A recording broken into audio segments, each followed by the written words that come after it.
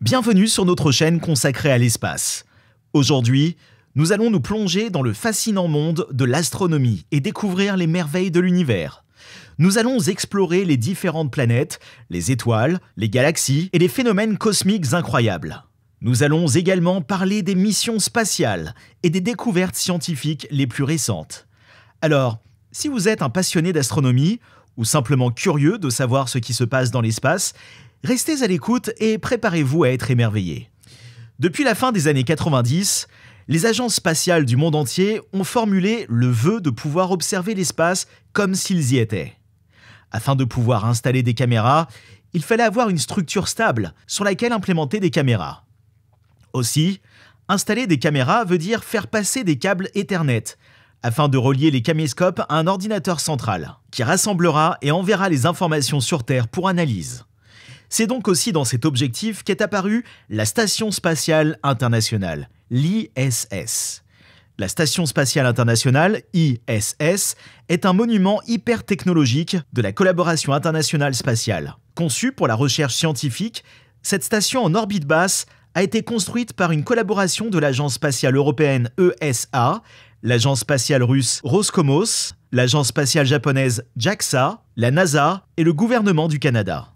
En plus de la recherche, l'ISS est également utilisée pour tester les technologies nécessaires à l'exploration spatiale future, tels que les systèmes de propulsion pour les vaisseaux spatiaux et les systèmes de vie spatiale.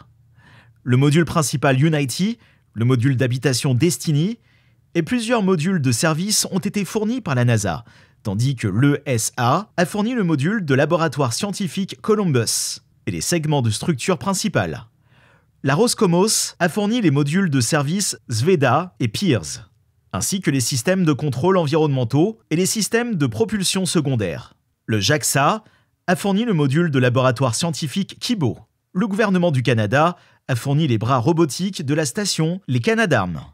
L'ISS est alimenté par une combinaison de systèmes solaires et de systèmes de support environnemental qui garantissent son fonctionnement en continu dans l'espace. Les panneaux solaires installés sur la station génèrent de l'électricité qui alimente les systèmes de soutien de la vie, les systèmes de contrôle et les équipements scientifiques. Le système de soutien environnemental assure un environnement habitable pour les membres d'équipage en maintenant une pression atmosphérique stable, en contrôlant la température et en fournissant de l'air et de l'eau potable. Les déchets produits à bord de la station sont traités par les systèmes de recyclage pour minimiser les ressources nécessaires. L'ISS est également équipé d'un système de contrôle complexe qui gère les orientations et les mouvements de la station pour maintenir sa position en orbite.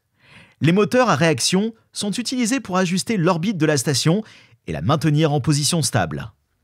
SpaceX fabrique les caméras situées sur la structure, et celles-ci font parfois de drôles de découvertes. L'une des plus récentes d'entre elles est l'apparition clairement observable d'un objet volant non identifié dans l'espace. Jusque-là, rien d'anormal.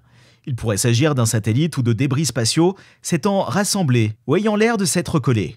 Or, les agences s'occupant de la diffusion et du traitement des enregistrements ont immédiatement stoppé la diffusion des images lorsqu'une telle distinction était possible, avançant parfois certains prétextes assez discutables. Ce sont précisément ces tentatives d'explication, plus qu'autre chose, qui intriguent les curieux et qui provoquent des discussions dites complotistes sur les réseaux sociaux. Ces discussions ayant ensuite l'effet d'une boule de neige puisqu'elles vont renforcer la paranoïa ou la méfiance envers le discours officiel des agences. En effet, ce n'est pas un phénomène isolé. Le youtubeur StreetCap1 a posté sur sa chaîne YouTube un extrait d'un tel phénomène. Je m'explique. Dans la vidéo de StreetCap1, la NASA arrête la diffusion des images alors que l'on peut observer un objet brillant en mouvement dans l'espace semblant. Alors que l'on peut observer, dans la vidéo de StreetCap1, la NASA arrête la diffusion des images alors que l'on peut observer un objet brillant en mouvement dans l'espace semblant s'immobiliser à proximité de la Terre. Lorsqu'il s'arrête, la NASA stoppe la diffusion et un message de perte de réseau apparaît soudainement. Dan Yought, le responsable des programmes commerciaux de la NASA, s'est exprimé en réponse à cette vidéo. Il y explique qu'il est normal que de tels messages s'affichent. En effet, il explique que l'ISS passe soit dans des zones hors réseau où la transmission des données est impossible. Nonobstant, ceci n'explique pas pourquoi nous avons assisté plusieurs fois à de telles coupures, précisément quand on peut apercevoir des objets étranges à l'écran. Vous l'aurez deviné, ces explications n'ont pas contenté les observateurs et ont même accru les théories selon lesquelles les agences spatiales nous cachent l'existence d'OVNI, ou en tout cas de ce qu'ils en savent. Ces observations vont de pair avec nos précédentes vidéos où nous avions étudié les vidéos déclassifiées que le Pentagone désigne comme étant anormales. Nous attendons toujours les dernières déclassifications qui devraient arriver dans 1 mois et demi, à l'heure où j'enregistre cette vidéo. Ivan Wagner, l'astronaute russe ayant été à bord de l'ISS lors de l'expédition 63 d'avril à septembre 2020, avait publié ces clichés réalisés pendant ces quelques mois à bord de l'ISS. Sur certaines d'entre elles se trouvaient 5 points lumineux troublants, parfaitement alignés et se déplaçant en groupe dans l'espace. La twittosphère s'est alors réveillée et s'est emparée des clichés comme une énième preuve, selon eux, que nous ne sommes pas seuls. Face à l'ampleur du phénomène, Roscosmos, l'agence spatiale russe, a retenu les clichés et botta en touche quant à l'origine des flux lumineux. Ce qui a encore étonné les astronautes est qu'aucune autre agence n'a reconnu ou discuté les observations rendues possibles par Wagner, ce qui a encore mis de l'huile sur le feu quant aux théories dites complotistes concernant l'existence d'objets volants non identifiés. Prenons un peu plus de distance et intéressons-nous de plus près à la planète rouge. Pour observer des phénomènes anormaux à la surface de Mars, il faut s'intéresser au panache. Un panache martien est un nuage de gaz et aux particules solides s'échappant de la surface de Mars. Les panaches martiens sont générés par les activités géologiques, comme des éruptions volcaniques ou des tempêtes de poussière. Ils peuvent aussi être causés par des impacts ou des phénomènes météorologiques. Les scientifiques utilisent les observations des panaches martiens pour en savoir plus sur l'environnement atmosphérique et géologique de Mars, et pour mieux comprendre les processus qui ont contribué à la formation et à l'évolution de la planète. Un panache moyen est haut de quelques centaines de mètres, c'est-à-dire que le nuage de gaz monte à 200-300 mètres au-dessus de la surface martienne. Or, des collectifs d'observateurs spatiaux autonomes ont observé 2 panaches hauts de 250 km de haut. Oui, 250 km de haut.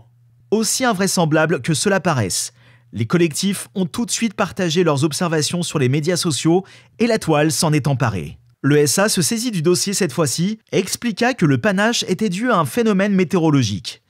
Ce qui est fondamentalement vrai, puisqu'un panache est par définition dû à un phénomène météorologique.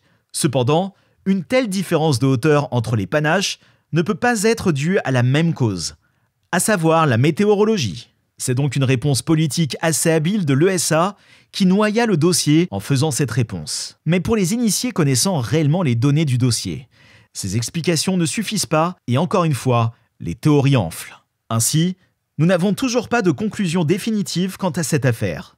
On ne sait toujours pas ce qui a provoqué de telles montées de gaz. Nous avons donc vu à travers cette vidéo que les explications officielles fournies sont toutes tournées vers la même direction et qu'elles ne suffisent pas à expliquer certains phénomènes anormaux observés. Il n'y a aujourd'hui aucune preuve concluante de l'existence d'extraterrestres, bien que l'univers soit vaste et qu'il y ait de nombreux mystères qui n'aient pas encore été résolus. Les théories et les spéculations sur les extraterrestres restent un sujet fascinant pour beaucoup, mais il est important de se rappeler que la science doit être et sera la base de toute conclusion. Jusqu'à ce qu'il y ait une preuve solide, l'existence des extraterrestres demeurera une question ouverte. Les esprits les plus paranoïaques et méfiants s'empareront des observations et explications discutables. Les langues se délient de plus en plus, et la recherche avance. Restons optimistes pour un dénouement scientifique imminent qui pourrait, à terme, sauver l'humanité de son extinction terrestre.